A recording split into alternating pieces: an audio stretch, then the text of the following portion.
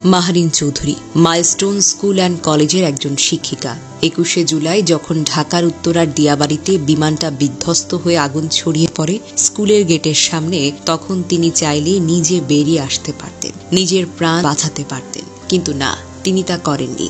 কারণ তখনও অনেক ছোট ছোট শিক্ষার্থী ছিল ভবনের ভেতর। তাদের চিৎকার, তাদের কান্না সবকিছু শুনে তিনি আর থাকতে পারেননি। আগুন, ধোঁয়া, আতঙ্ক সবকিছুকে উপেক্ষা করে ছুটে গিয়েছিলেন তাদের উদ্ধারে। প্রত্যক্ষদর্শীরা বলেন তিনি অন্তত ২০ জন শিক্ষার্থীকে নিজ হাতে উদ্ধার করেছেন। আর সেই চেষ্টাতেই আগুন ধরে যায় তার শরীরে। ৮০% দেহ পুড়ে যায় এই শিক্ষিকার। তবুও যেন তিনি থামেননি, হাল ছাড়েননি। পরে তাকে হাসপাতালে নেওয়া হয়। আইসিইউ, লাইফ সাপোর্ট সব চেষ্টা করা হয়েছে। শেষ মুহূর্তে স্বামী মনসুর হেলালকে তিনি এইটুকু বলেছেন, স্কুল ছুটির পর আমি বাচ্চাদের নিয়ে বের হচ্ছিলাম, ঠিক তখনই স্কুলের গেটের সামনে বিমানটি বিধ্বস্ত হয়। সেই ভয়াবহ মুহূর্তে নিজের জীবনের ঝুঁকি নিয়েও তিনি শিক্ষার্থীদের বাঁচানোর সর্বোচ্চ চেষ্টা করেছেন। তবে রাত ১০টা ৩৫ এই সাহস নিয়ে চলে গেলেন না ফেরার দেশে।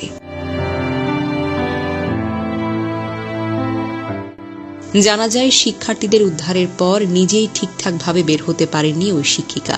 ঘটনাস্থলে তার শরীরের একটি অংশ দগ্ধ হয়ে যায়। পরে তাকে জাতীয় বার্ন ইনস্টিটিউটে ভর্তি করা হয়। সোমবার রাতে সেখানে চিকিৎসাধীন অবস্থায় তার মৃত্যু হয়। এর আগে প্রত্যক্ষদর্শীরা জানায়, দুর্ঘটনার মুহূর্তে দ্রুত শিক্ষার্থীদের ক্লাসরুম থেকে বের করে আনেন ওই শিক্ষিকা। পরে তাদের উদ্ধার করে হাসপাতালে নেওয়া হয়, কিন্তু ছাত্রছাত্রীদের বের করে দিয়ে নিজেই যথাসময়ে বের হতে পারেননি এই শিক্ষিকা। শরীরের বেশিরভাগ অংশ দগ্ধ হয়ে গেছে তার। উদ্ধার হওয়া মাইলস্টোনের এক শিক্ষার্থীর অভিভাবক বলেন, সেনাবাহিনী আমাদেরকে বলেছে শিক্ষিকার জন্য অন্তত ১৫ থেকে ২০ জন শিক্ষার্থী বেঁচে গেছে।